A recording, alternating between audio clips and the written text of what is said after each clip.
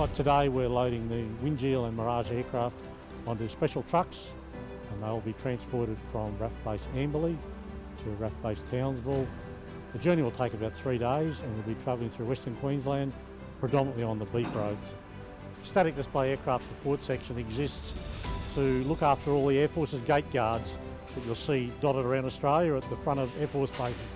So our role is to maintain those aircraft in a safe and a pristine condition, so to the public they look fantastic, and the people who work inside the fence then have something to be very proud of at the front of their base. Both these aircraft, the Mirage and the Winjeel, will eventually go on display at the RAAF Townsville Aviation Heritage Centre.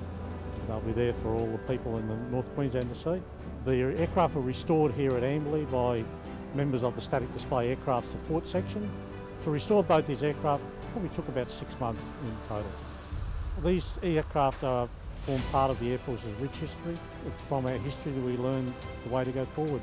And with the Air Force's centenary in March 2021, this forms part of the backdrop for those centenary celebrations.